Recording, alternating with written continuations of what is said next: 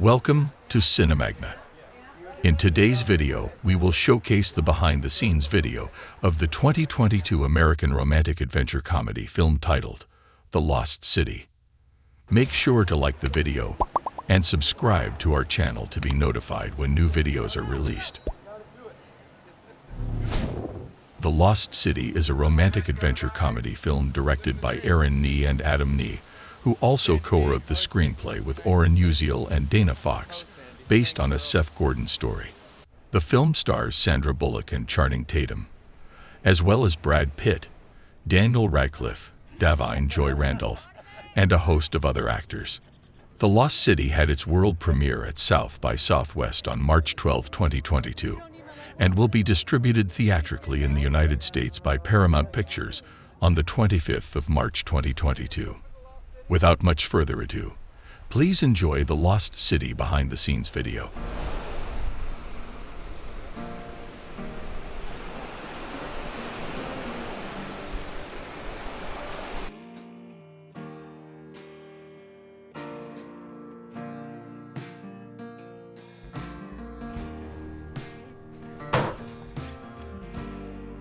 Sorry.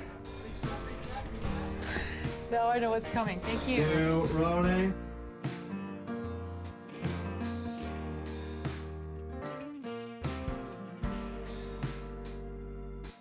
Let's just do it. I say do it, people. Commit. Just do it, guys.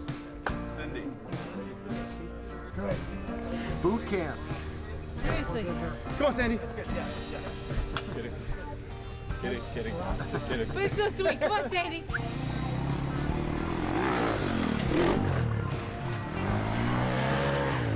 What's up so fast?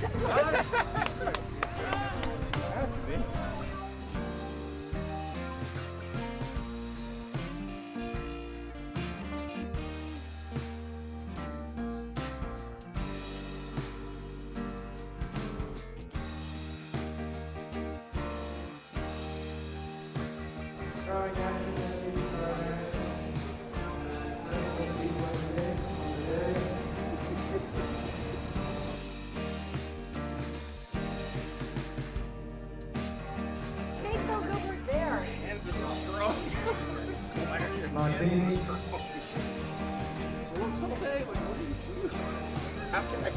Let's take 5 martinis up.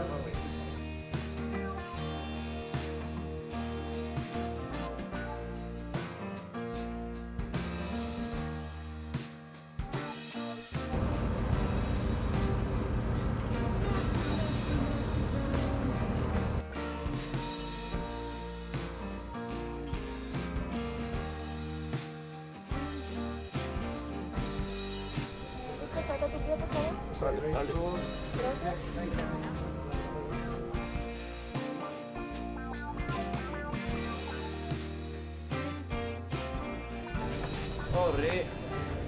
One snake scene down.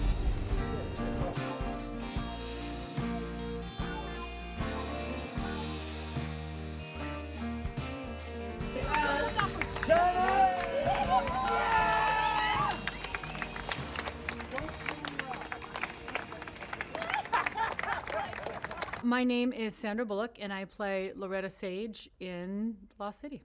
It was several years ago. It was brought to me as an actor and a producer, and I think it had been sitting on a shelf for about 7 years. And I'd read it before, a couple years before, and I was like, no, it's not my cup of tea. And then I read it again, and either life had changed and my perceptions had changed, or I was ready to do something like that. And I said, okay, let's do it. And then I called up my friend Liza Chasin. I said, you want to team up? She said, yeah. And then we got to Dana Fox, the brilliant Dana Fox, our writer, and had her delve in with us. Loretta Sage is a writer of many, many romance novels. She's a shut-in. She would prefer to stay home and eat cheese in the safety of her home. Nothing wrong with that, right? And she experienced loss years before and just has found great comfort in her home, in her books, and in her words, and in her brain. She doesn't feel the need to go out and have an adventure because she writes about it. So she experiences it in her imagination, but she doesn't feel the need to physically go out and have adventures until The Lost City is a book that she has written. She's a historical writer, basically, and she just would add some sex to it in order to get it to sell because no one was buying history books. And she found great success that way, but this book she just can't seem to finish. She doesn't have the ending. So she just sort of quickly wraps it up, gets the book out there because she doesn't feel she has any more in her. They bring in the cover model of the book, played by Channing Tatum, to the convention because Loretta, anything that comes out of her mouth will bore people to tears. So they know in order to keep it sexy and fun, they must have the cover model there. And what happens after that is she gets kidnapped. He feels bad.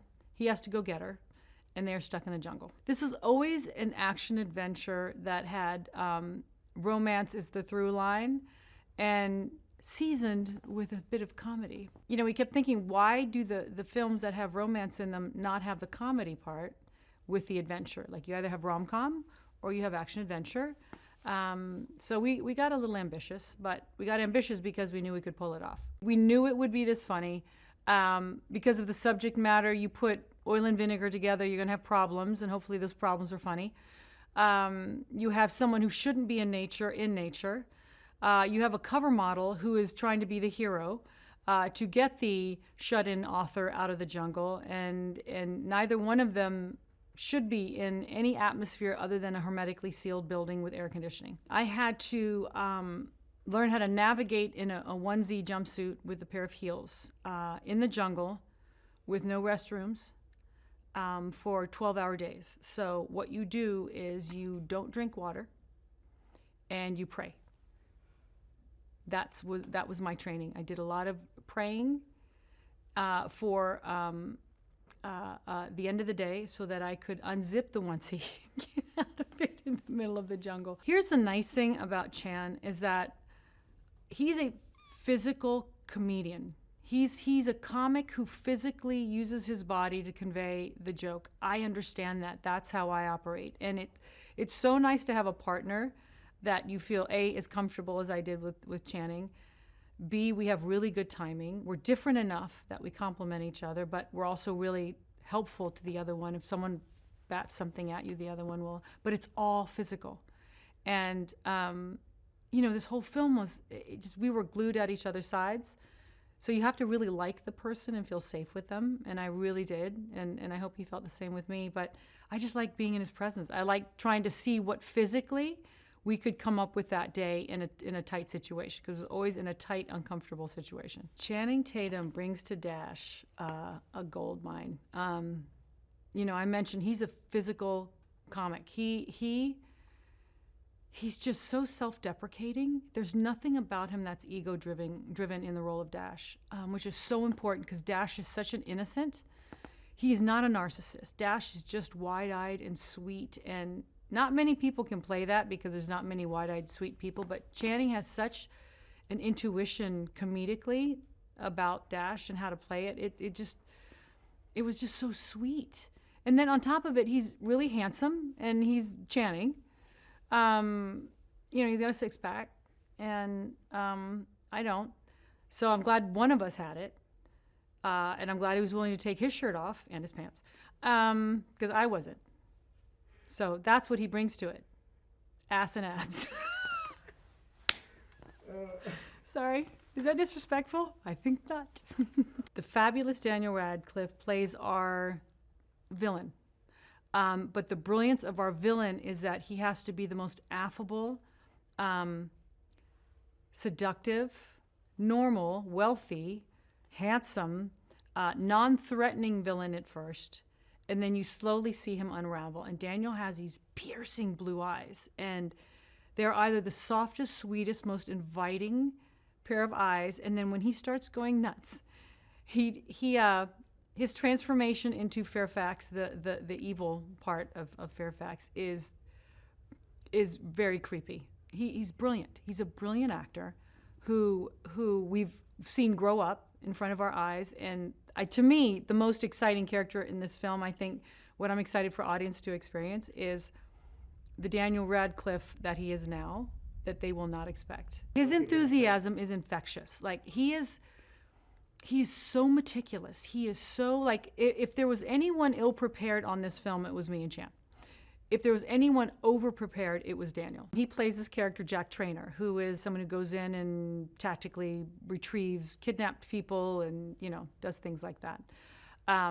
He had a very specific take on his character, very granola, very Buddhist, very a man of the earth. And when he and Chan, because they spent most of their time together, him and Chan, and they are so good together. Like, I want to see a road movie with just the two of them. And he comes in and tactically retrieves Loretta, my character, with Channing following him like a Labrador puppy, which we all do with Bradley. We all follow him. Davine's amazing. We're best friends. We've worked together for many, many years. She's the one who keeps the ball rolling. She's burning the candle at every end. She's a businesswoman who's trying to make her mark, and she has the one client that she's put all her chips on, who is just unraveling, who is not living up to her end of the deal. But she has to also be super sensitive and kind about this woman who's just flailing. She's an aging writer who's just flailing. She just cannot get her groove. And the great thing about Davine's part is that she has to carry the energy, the urgency, and the comedy. And she does all three flawlessly. Patti, you just turn the camera on and just let her vomit out whatever she has in her head. And you are laughing, you are crying, you are shocked. I don't know how she does what she does, because she has a stream of consciousness in her comedy that can go so dark, and you find yourself laughing and you're like, is it okay to laugh? Like, she's really brave. She's really brave in her comedy, and she's brilliant when she's really still. You know, not a lot of people can pull comedy off being super still and dry. And her and Beth together, her and Davine together, Davine's character Beth, and Patti's name is Allison. The two of them together are so good. We benefited from this really generous place, not just visually, but environmentally and emotionally, and it was an amazing journey of many puzzle pieces needing to come together, and that did come together to make a film that you want to see in the theaters, that you get this big, massive landscape, you get deep, meaningful storytelling, you get comedy, you get a lot of action, you get Bradley Pitt, you get Channing Tatum. Oscar was the first person I wanted to cast before we had anybody else cast. When we did this, I said, I told the writer, we need to write a part for Oscar. I need to be in his presence again. I didn't have enough to do with him, so we wrote Oscar before we actually hired him. So we wrote the role, realized there was another film coming after them. I was like, wait a minute, we write this for him and we haven't cast him? So he was the first actor on the list of casting. So this jumpsuit, as problematic as it was genius. Because had we been in the jungle and I was wearing something brown or khaki, something that was appropriate for the jungle, we would not visually have the film that we have now. We have a sequined jumpsuit that's in fuchsia, in this gorgeous greenery. You know where we are. There's not 1 second, I don't care how far that helicopter shot gets, you know where we are. We save money on visual effects because you know where we are. I'm like a walking disco ball. It's like the whole world saw me on satellite. The taxing thing was it's hot. You're in a jumpsuit. I'm going to be talking about the jumpsuit for the rest of my life, but would I have changed it? Hell no, because it was funny, it was inappropriate. Here was this woman with the stick up her butt who just couldn't get out of her own way. It was so tight and she just couldn't relax, and she was in a jumpsuit that she was forced into at the beginning of the film by her bestie. She said, just wear it for 2 hours. It's on loan. It'll make you sparkly. Somehow it will make her sexier. It didn't. And you just return it and we'll be done. Little did she know she would be kidnapped in the jumpsuit, in a jungle, in the Dominican Republic. Hi, I'm Channing Tatum. I play Dash, but really my actual name is Alan Finkelstein. Alan is very much not Dash. Let's just say that. Dash is a completely fictitious hero of a swashbuckling character that always rides in on a white horse or swings in on a vine or a rope or something, you know, and saving the day. And Alan is the very farthest thing from that. He's probably, who knows if he's ever been in a fight in his life. But he's He's not lack of trying, that's for sure. I think he's a guy that probably was pretty embarrassed to get this job, you know, at a certain point. And then all of a sudden kind of had an epiphany of like what kind of a beautiful opportunity this is to be able to play this character that brings so much joy to people. People get lost in the idea of who Dash is, and he, you know, thought what nobler of a job could you have than just to like actually make people's days and make people happy and let people just go for the ride of escapism. And you know, I don't think he really believes he's Dash. I don't think he's totally crazy, but I think he would like to believe that he has Dash qualities, like maybe some more inner qualities that maybe aren't the hero qualities, but you know, the good heart and the reason to want to be a hero. I think it's very inspired by some of those movies that are supposed to be feel-good movies, but also be able to keep the stakes. And that's one thing that I think that I don't think anyone else in the industry does as well as Sandy does, then really push tone, but still make you really, really care about her character, and like just you're still along for the ride, and you want her to win. You're afraid for her life, but yet you're playing all over the place, like, and laughing and just being like, I can't believe this is happening. I think I had a healthy like sort of like,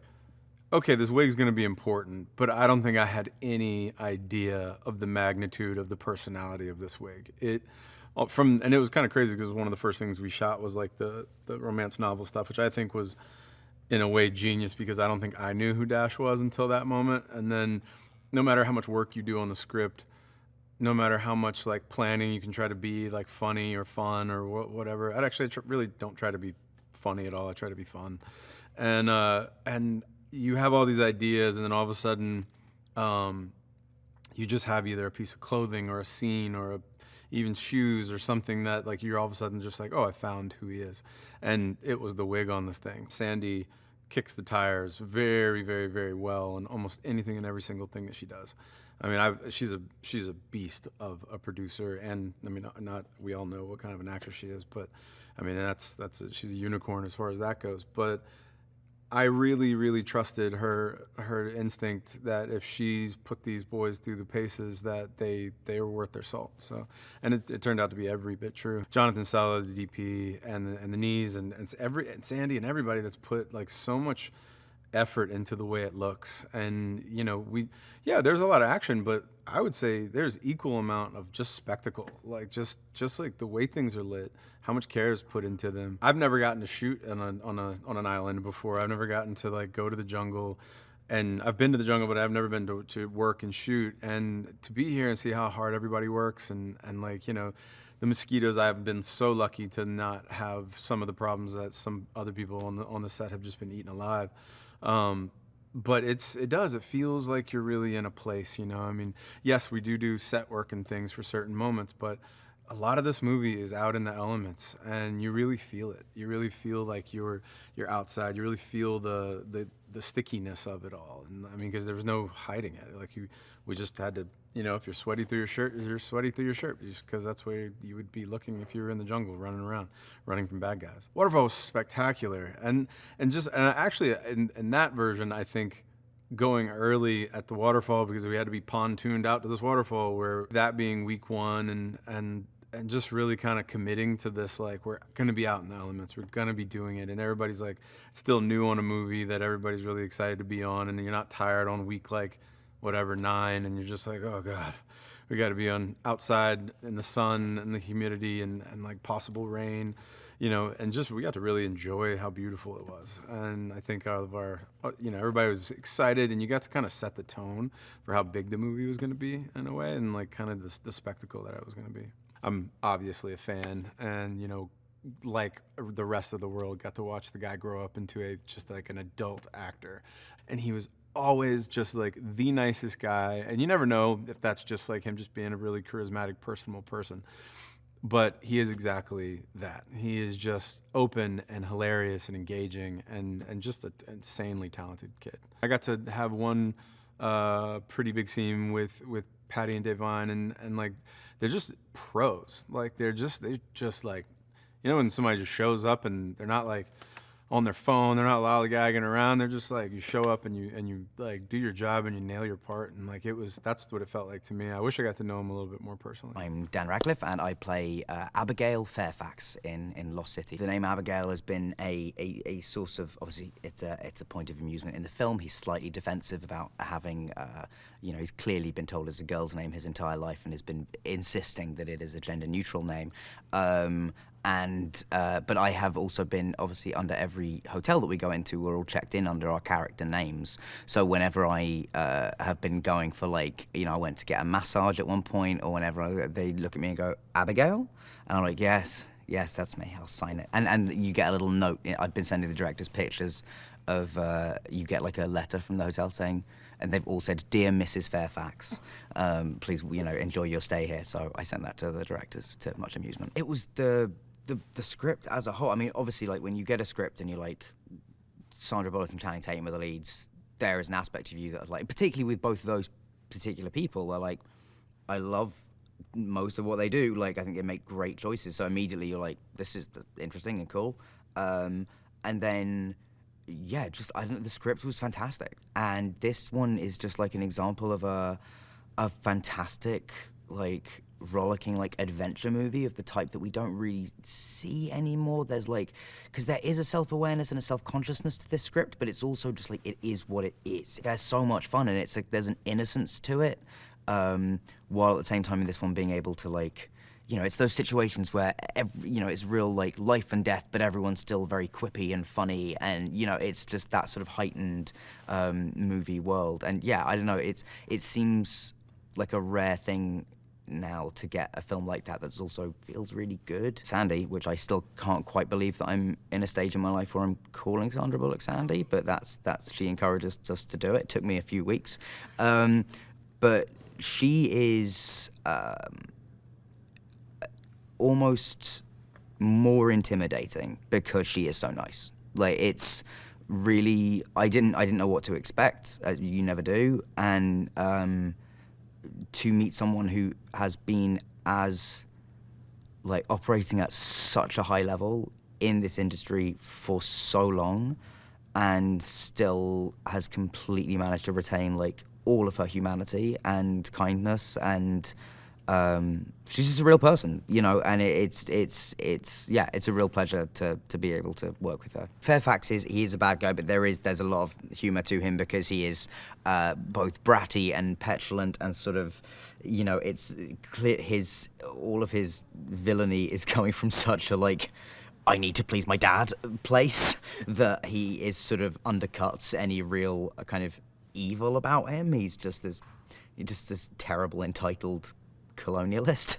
But they are, yeah, I mean, they do, I mean, the interplay between Channing and Sandra's characters is just, like, lovely, and seeing how they switch in those roles throughout the film is, I think, one of the great things about the writing, and what makes it, as you read it, kind of it keeps you engaged, because they are all real. They're very, the world is, I think that's one of the reasons the script works so well, is the world and the adventure of it is incredibly heightened, but everyone still kind of acts like human beings, as you would in that situation.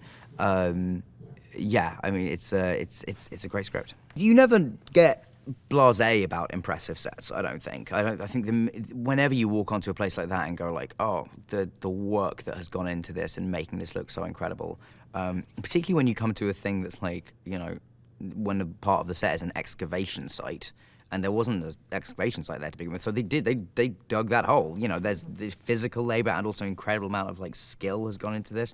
Yeah, it's so cool. I mean, all the time on this, I feel like the art department, whenever you walk on a set and you go, like, oh, the art department have had real fun here. Because they were, I mean, I guess props and set deck as well, but they, the romance novelist convention, just, I'm sure not all of those book titles are gonna get in the movie, but just every stall is really funny. Like, they've come up with funny book titles and covers for all these romance novels. The, even, down to the stuff where you, like, when I pick up the copy of Lost City of D at one point and I'm reading it, and somebody from props has written out a few pages of this romance novel, and it's just, it's great. I love when you see the detail that goes into things that often the audience will never get to see, but it makes you, it helps when you're on set. I've worked with a pair of directors once before. This is my second time doing it, and it's been great both times. I think I always expect in my mind there to be like conflict and them to be sort of trying to but I think the reality is they do most of that in pre-production. They get to the point where they're very much on the same page by the time they get on set. So I've never seen them like, I don't know, like disagree strongly about something, but I'm sure they do, but they just keep it away from set. But yeah, they're lovely. They're so, this is a massive movie, and for them to just kind of walk in, obviously they're experienced, they've done stuff before, but never anything, like very few of us have done stuff at like this kind of scale.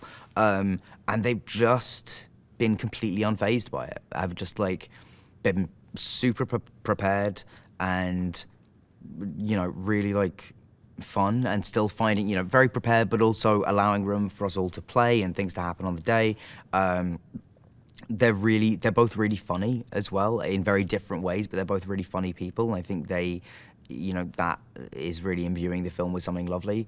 And just as human beings to be around on set, they are lovely. And they're I think directors are one of the few people that never really get to watch that many other people do their job. Like I see other actors act all the time. Directors very rarely see other people direct.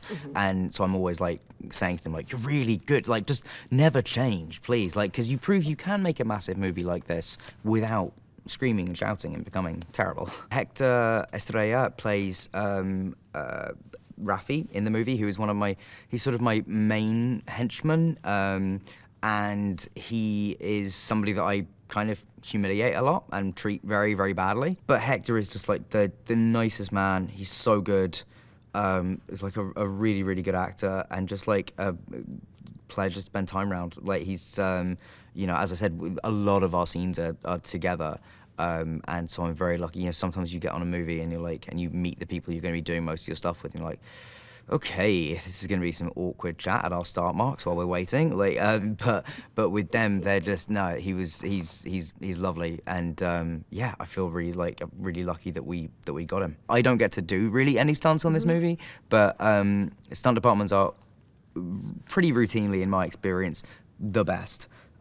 These guys are so much fun and so good, and are doing like amazing work, and are really going to make the action sequences in this film something very, very special, I think. Movies like this are the kind you want to see in the cinema because of how much fun the experience will be, and frankly, how amazing it will look on the big screen. I'm Aaron Nee.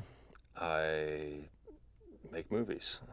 I direct and write with my brother, and we right now are making Lost City. It's about this woman who, this author who life has taken a sharp left turn, and she doesn't know where to go now. And there's this feeling that there is no next chapter in her life. But this character is taken on a wild, crazy adventure where she's meeting crazy characters. Getting to work with somebody of the caliber that Sandra Bullock is the kind of thing that you dream of as a filmmaker. It's also the kind of thing where you have to wonder, like, is this a be careful what you wish for kind of thing? Like, this is a international movie star, an Oscar winner, a person who's just like operating on this whole other level, and she is an absolute dream to work with. She cares so much. She's so invested in the movie, in her character, in finding and developing that character, and that being a conversation with us, in making choices that are good for the film too. And we were throwing her in really, really gnarly situations. And Sandy's so game. She's so open to doing things that will make the movie great because she wants to make a great movie. And I think that's such a big part of what makes her who she is. As soon as we started working with Sandy and Liza, it became very clear that this was exactly the kind of collaboration that we want on a project, and that they were extremely accessible and available and ready to get in there in the weeds with us from the beginning. Channing is perfect for this role for many, many reasons.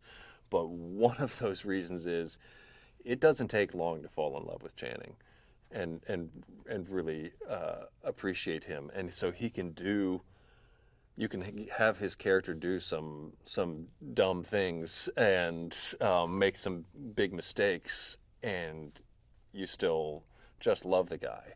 And Channing brings that heartfelt quality that we wanted for this character, that we wanted for Alan. We wanted to discover that there's this deep, sensitive, caring person underneath the bravado and the flowing wig. Abigail Fairfax is someone who grew up in privilege, who has the world at his fingertips, but he's deeply insecure. He's in the shadow of his younger brother and trying to figure out how he can separate himself from his famous family and distinguish himself as his own person. And so he does that by saying, okay, what Fairfax has done is, because he can't have the same success as the rest of his family in the modern world, he's holding on to the ancient world. We knew that with the character Loretta that we were setting up, that she was a very intelligent, very capable, successful person. And so we needed to be able to pair her with someone who is formidable, because you need someone who you can put alongside Sandra Bullock and have them be her, not just her friend, not just her publisher, but kind of like the person who's holding her life together. And so you need a formidable personality for that. And Davine was able to fill that role, was able to bring that kind of mix of being both supportive and sweet, but strong and in control. We knew when we brought Marlene on to do costumes that the jumpsuit was going to be a thing. Because it has to survive not just sitting on a stool at the convention like it was designed to be used for, but we're going to have to take it through a river and climb a mountainside with it and be in the ocean and all of these things that a sequin jumpsuit is not normally able to sustain. So she was going to have to make different versions of it that still have to look great in all of those situations, and tailor one that's cut a certain way so that it can work for the waterfall, and then this one can work for sitting on that high stool, and this one can work for being in this situation and that situation. And so we had lots of jumpsuits, and the jumpsuit got a lot of attention. Hi, I'm Adam Nee. I'm 6'3", 180 pounds, and I'm reading for Adam, director. They always ask me my height and my weight. It's what everyone's interested in. The Lost City is a movie about a romance novelist who believes that she has no more stories to write, both in her career and in her life. But then she gets whisked away on this adventure, this very larger-than-life adventure that kind of becomes like one of her fantasy novels.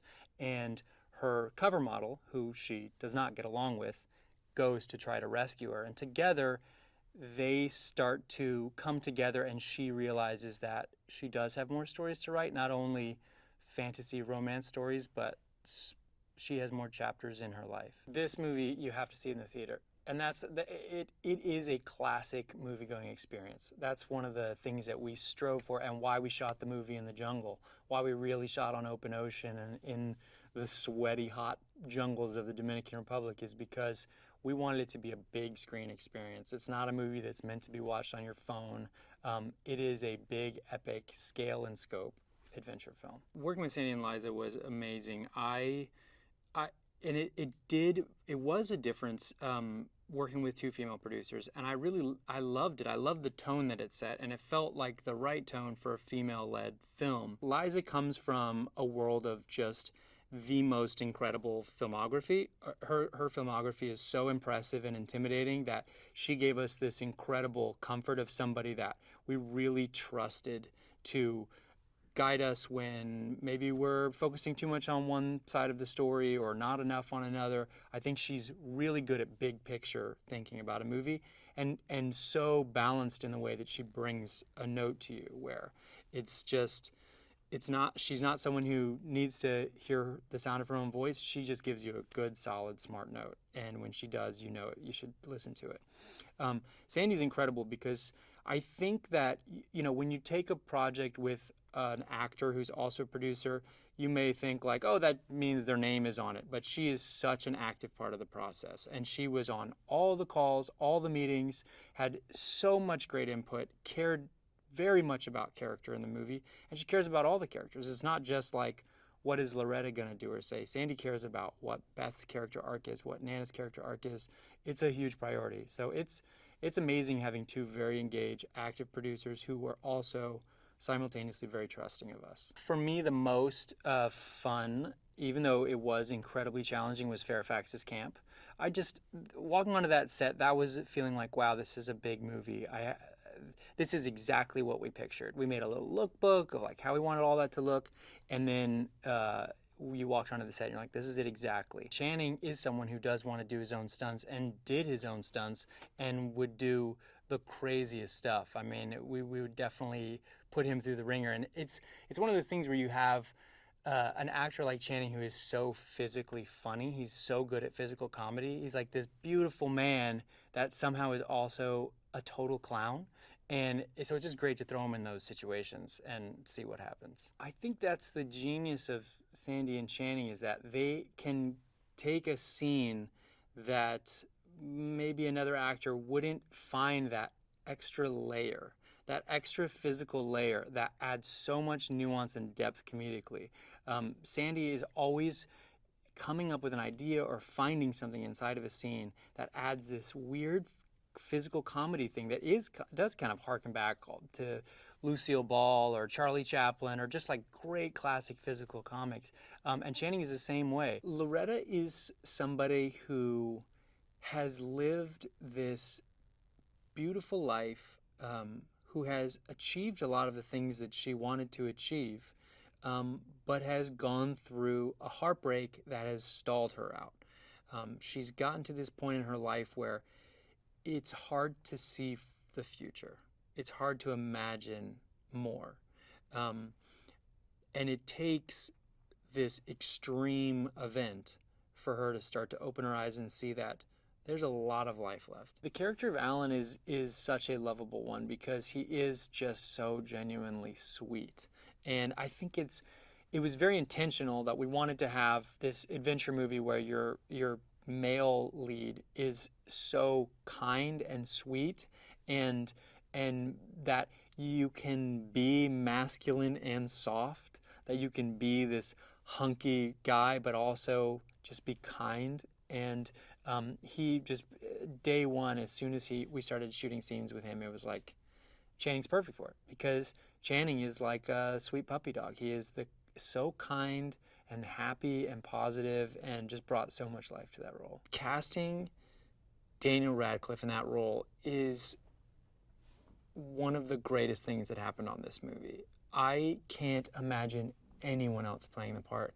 I am in love with Daniel Radcliffe. He is such an incredible actor. He's so prepared.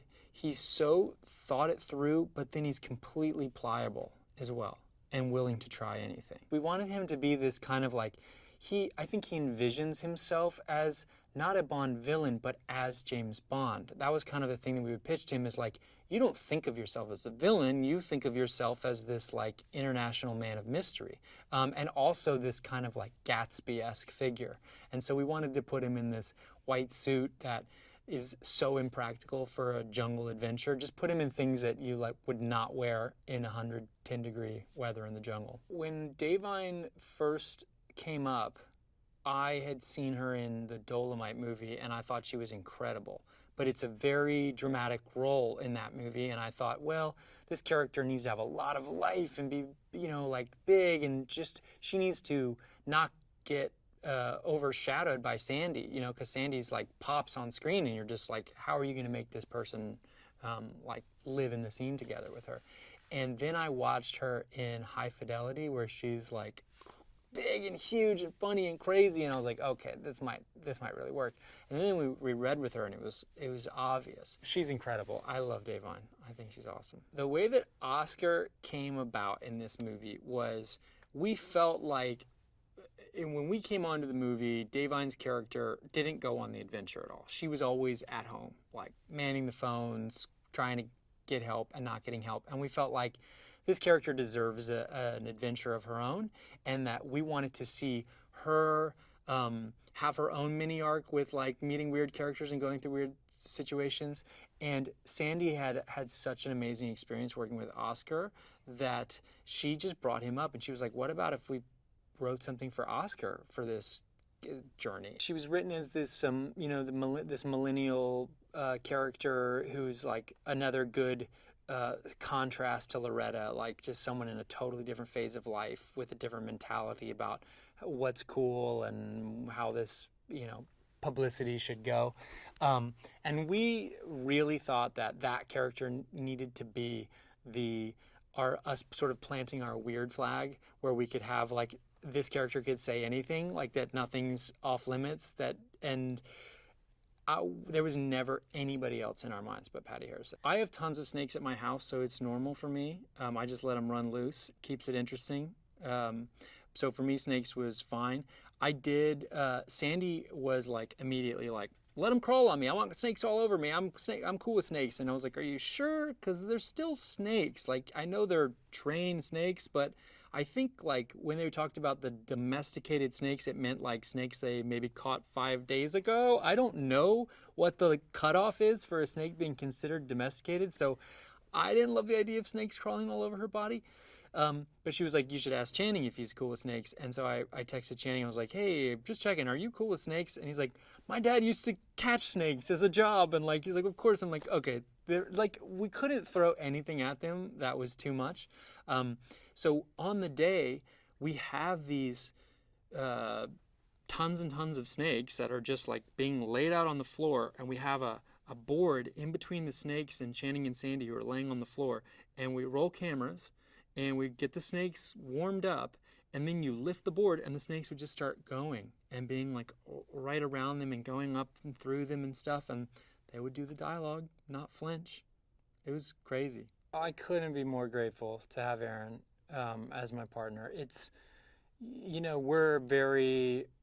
have very similar tastes, but we're very different people. And I think that we complement each other and bring different things to the table. But what we do for each other and what he does for me just is like having that support system when you're doing something like this is incredible. And you never feel like anything's going to get missed because you're both working so hard and focused on it, and there's always that other person who's got your back and is thinking about the same things and focused on the same things. And he's just I think Aaron is a real brilliant guy. He's a real genius. My name is Bowen Yang. I play Ray, the moderator at Romancing the Page, the Los Angeles romance novelist convention. And he's a bit of a smarmy character who has some familiarity with Loretta and Dash.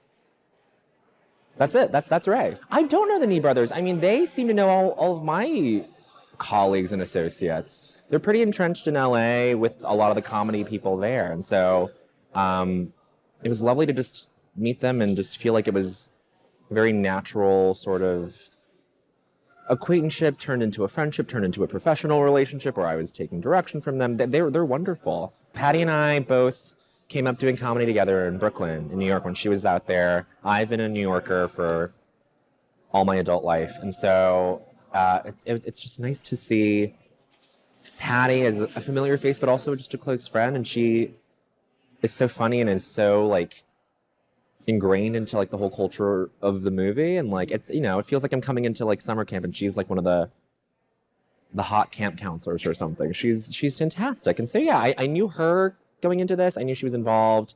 And so that made it very easy for me to say, yes, I'll do whatever you want me to for Aaron and Adam. And so it's been really nice. My character is there to sort of push her buttons a little bit, sort of fawn over Dash as everyone else does at the convention.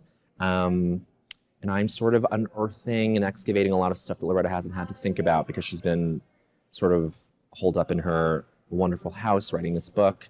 And I'm there to sort of contextualize how she is maybe having a difficult time getting back out there with the whole book tour of it all. And so it's great. I had seen a couple drafts of the script where the character was probably just kind of there as glorified set dressing. But then Aaron and Adam really tried to give me a gift with this role and just try to make it my own. And so they kind of struck that perfect balance between letting me have fun with it, giving me room to play, but also coming up to me and feeding me stuff that is funnier than anything I could come up with. So it was a really nice sort of middle ground of just making me feel safe and taken care of, but also giving me some liberty to like have fun and just make the scene very silly. And to have Sandra and Channing there as scene partners was just so wonderful and so great because they were just so generous and they were just with me and with it the whole time. Well, it seems that Ray has probably moderated some conversations like this before with both Dash and Loretta. They seem to know him, and I introduced Loretta after they play this really thrilling sizzle reel for the book, this trailer for the book.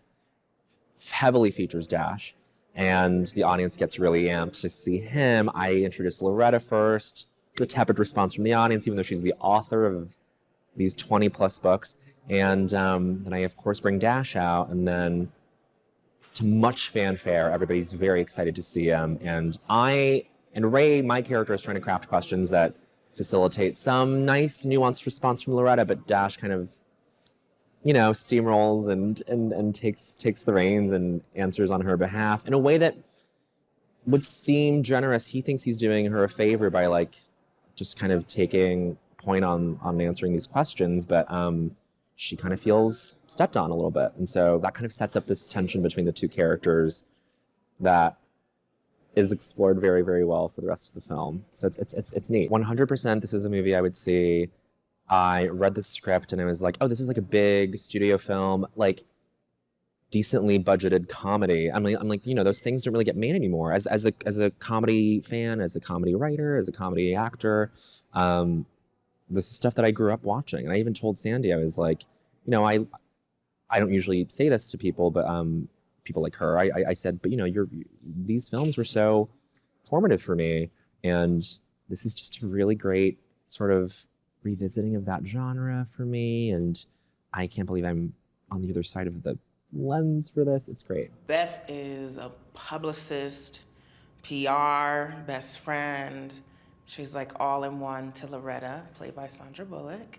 And she's her longtime best friend who knows that her friend has had some time, too much time in her opinion, off the market, not doing what she is called to do and her passion, which is writing. And also I think there's a duality of her passion of life. And as her friend, she's trying to motivate and encourage her to get back out there. Beth realizes cops can't help her, FBI, no one. They get this wild option of potentially like a bounty hunter or black ops person. And while she's like, okay, we'll see what that comes of it, I'm gonna also see what I can do on my end. And so she makes a very adventurous decision to leap into the unknown, literally, and go on a quest to find her best friend. Oh, he's hilarious. But we had did a TV show together before. We did People of Earth on TBS, so I had already had experience working with him. He's so, obviously, we all know, famously from The Office, but he's hilarious. And it's just an ease with it, but he creates such great nuance and creative characters. I would say Sandra on set is very silly. There's a strong sense of play. She doesn't take her job too serious in a bad way, but is very dedicated. And she's very meticulous and sees all the details. But she's truly really playful and easygoing. To be quite honest with you, it's been one of the best experiences I've ever had. I've heard amazing things about her. That's the rumors, if you will, around the industry of just how amazing she is. But to witness it in person is quite overwhelming, to be quite honest. It's almost as if you would think the mass of her celebrity is equal to the mass of her genuine heart and niceness and happiness, and she's just a true team player. And it's really cool as another woman to bear witness to someone being in the limelight, but also being in the limelight with being a producer, and all the many things that she has done from top to bottom to ensure that people are happy and get what they need and feel comfortable, and at the same time ultimately making the project the best that it can be. Channing's wonderful. He's very chill, doesn't take himself too serious, very goofy and silly, so talented. And two, I think they're a very good duo with one another because their sense of playfulness. He's very kind, very diligent with his craft. He's been really putting in a lot of time and effort to become this character. Hi, I'm Hector Anibal, and I play Rafi in The Lost City. I found out at the beginning it was like a rumor. Ooh, something big is coming. There's a big movie that's coming. It's gonna have A-listers. So I heard that like last year. And then, okay, it's gonna be a Paramount picture. Sandra Bullock is attached to it, Channing Tatum. And I thought like, wouldn't it be cool if I have the opportunity to be in that movie? So they called me and they told me, you know, can you send a self-tape? And just send a self-tape. Here are the lines. And if you can make like a small video, like make it funny, can be a monologue. And I thought, let me just send a video telling the producers why I can be a good asset for the movie. Like I'm gonna give them 7 reasons. And I just sent that. And it was like, I can do this. I don't know if this worked, but you know, I think that is good for the movie. Maybe you can use it, maybe not, I don't know. And all of a sudden, they call me like, you have a callback with the Nee brothers. I'm like, what? And seriously? Because I never thought like they were gonna, since it was such an important part, I thought like they're gonna bring somebody from the States. And I did the callback with the Nee brothers, and it was amazing. First of all, I like loved them at the beginning. Since when I met them, I was like, I love these guys. And I did my callback, went home. 2 weeks later, they called me like, you got the part. I'm like, I couldn't believe it. They complement each other very well, so it's not confusing. I really appreciate the way that having different feedbacks of a scene make it richer for me, you know, make it clearer for me. Working with Sandra Bullock, at the beginning, I was super nervous. I'm talking about somebody that I admire, that I've seen like all of her movies. And I'm talking like I'm America's sweetheart in my country. So I was very nervous. But the first day I got to set, she had written this beautiful letter welcoming me to the movie. And it made it all better. And then I met her, and it was like we'd known each other before. She was so lovable, so funny, and it took the pressure away since day one. I used to love Sandra Bullock before.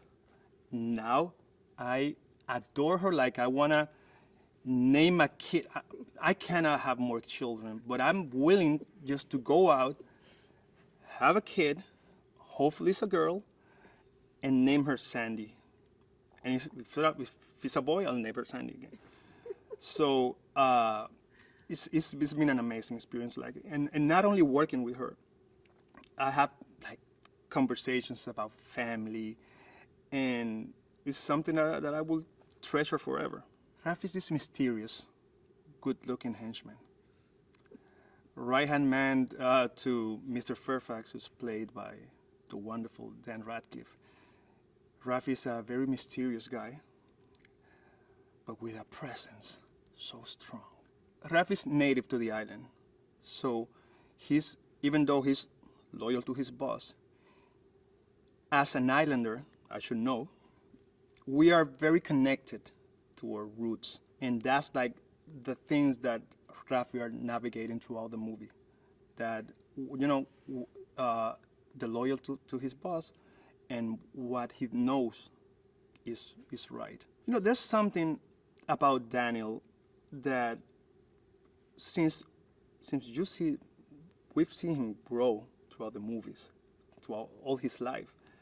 You feel like you feel like you wanna like tell him, I'm so proud of you. And having the opportunity to work with him, the first thing that he said to me, because I was like a little bit nervous about working with him. He's a veteran. He's been doing this his whole life. And the first time we met each other, he's like, we only had 4 lines. And he went like, excuse me, do you think we got, I know it's 4 lines, but can we rehearse it together? I was like, wow, he's just like us. He's just an actor like us. Yes.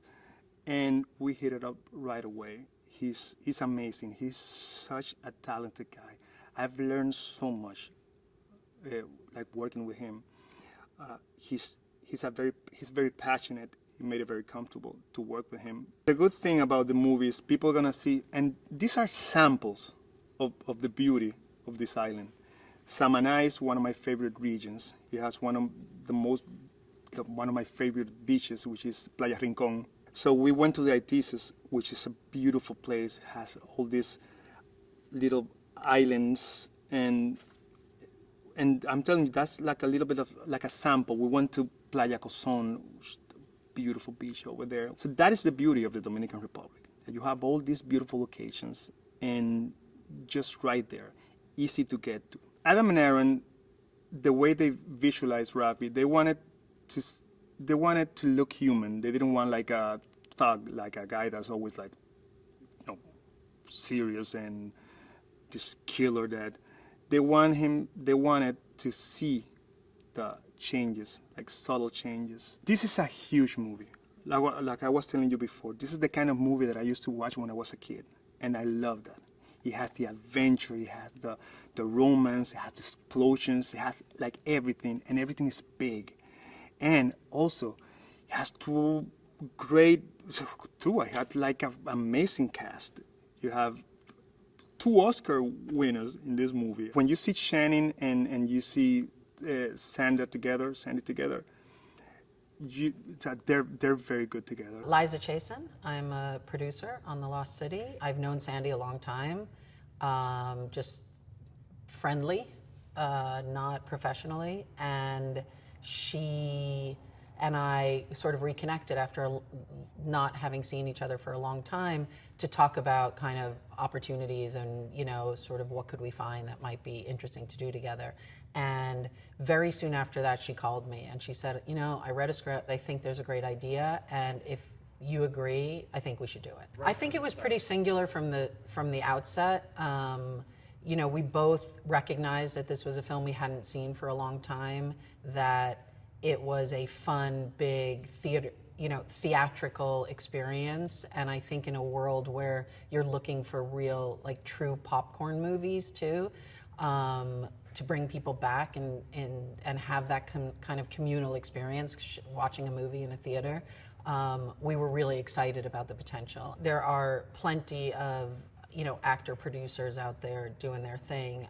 I think she's a unique, she stands alone in her capacity to sort of deliver 150% on both fronts, right? She never, ever didn't wear both hats. Daniel really did. He was one of the first people that came to mind, and we were delighted that he engaged so quickly, and even more so when he showed up and we were like, oh yes, brilliant. Davine came in and, you know, we auditioned a lot for that role, and we had an idea of the kind of actress we wanted, and she is a very serious, like Yale-trained actress, comedian, and she brought this power and, as you know, as a sort of female boss that we really wanted in this story. But she also brought a warmth and an intellect that you understood the connection between these two people, that it was deeper than just a professional relationship, that at the core of this movie is a friendship like a historical friendship. And Beth winds up going on this crazy journey because she kind of just, nobody's helping her, and she's not a woman who's going to sit around. She's a woman who's going to take matters into her own hands. Alongside Beth is Beth's new kind of assistant slash social media expert, played by Patti Harrison. And Patti was the only person we went to for that role. Patti was somebody I had worked with previously on something, and I raised the idea of her early on, and the guys, Adam and Aaron Nee, the directors, really loved her. So we went straight to Patti and were like, do you want to come and do this? And she's sort of a quirky comedian, and she's very popular with, obviously, the young set. So that was nice for us to have that represented in the movie. The jumpsuit. The jumpsuit. Exactly. Right. Well, so the jumpsuit was Sandy's idea. She first of all, she loves a jumpsuit. Just in her real life, she wears a lot of jumpsuits. So I think she liked the idea, and we landed on it as a very comedic idea right out of the gate. Like, it's uncomfortable for a woman to be in a jumpsuit for a long period of time. It's really hard to go pee, like just basic stuff. So we posited this idea that this is a woman who hasn't left her house, and her publisher is going to put her in this very glittery, bright colored jumpsuit that's on loan. It's, 2 hours, she'll have it on and off, and then she can go back to her retreat, right? And of course, this is the thing she's going to get kidnapped in. He flies that plane there, so he's a cargo pilot, and he's an island-hopping cargo guy, which is a very adventurous thing to do, and he's a little crazy and eccentric, so it's beautiful. It's a fun role. Sandy's very funny and crazy, and she's a good kid. She's a really nice person, and so it's great to have scenes with her and just to know her. She's a cool person. I'm very happy. Davine is here, and she plays, I think, Sandra Bullock's character's agent or publicist or something, or manager. And so she came looking for her, and I run into her, and I'm helping her along her adventure.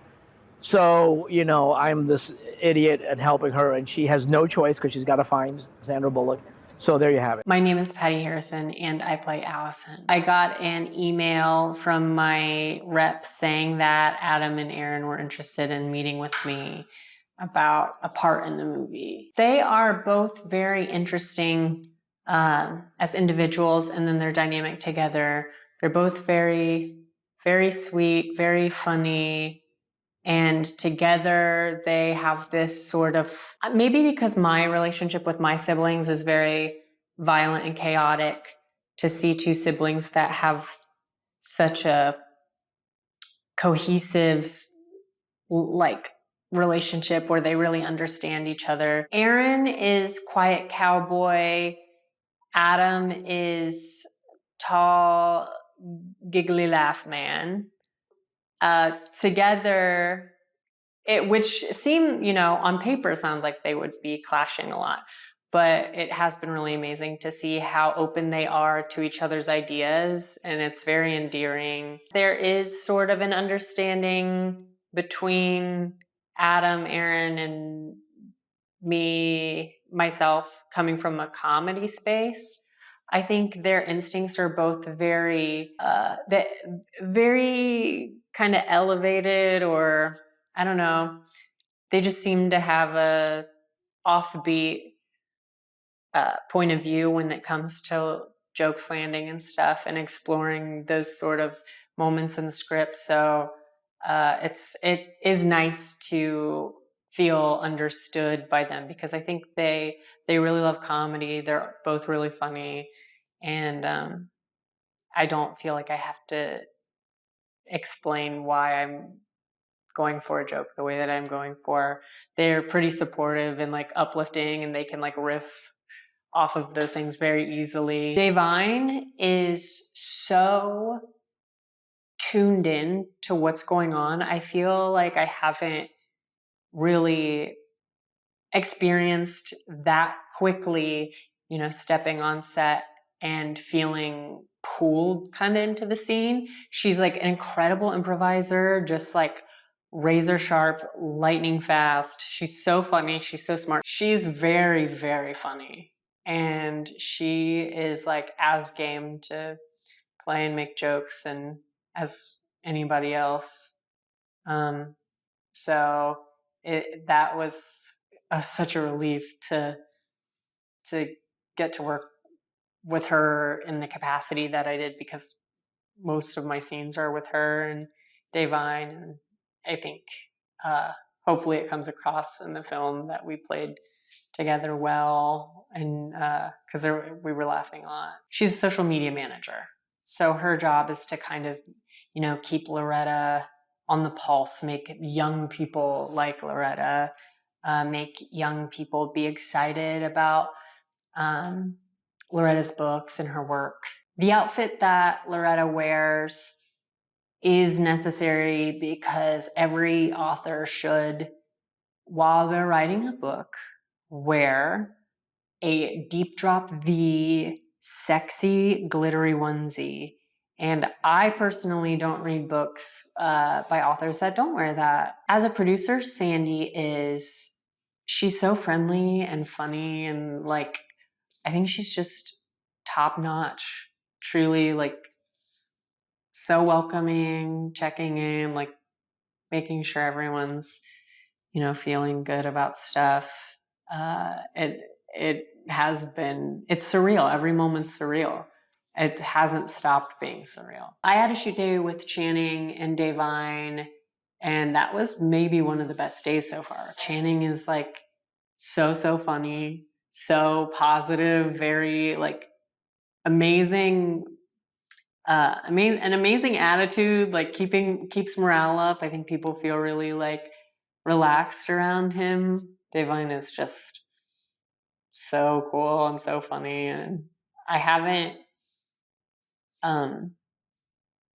had a bad shoot day in terms of, I think I gauge quality of life by how much, and this is going to sound really perverted and disgusting, but how much giggling I'm doing.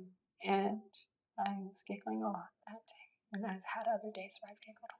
When I got to the Dominican Republic and they drove me from the airport to where we were staying, we drove through the jungle, and I remember thinking, I was oh, I'm so jealous that, because it's so beautiful. And I was I'm really jealous that I'm not going to get to film that, or I don't have any action-y scenes in the ocean. I also think people will like the movie because it's really fun. It's just a fun, good-spirited, kind of taking it back to movies, a genre of action comedy that I haven't seen in a few years. It's a beautiful sort of big fantasy sort of thing. It's not fantasy genre, but it's an adventure, and it feels really out there, and I know that it's one of the reasons why I was interested in doing it. Thanks for watching. Make sure to like and comment on the video if you enjoyed it. Subscribe to the channel and hit the notification bell to be notified when new videos are released.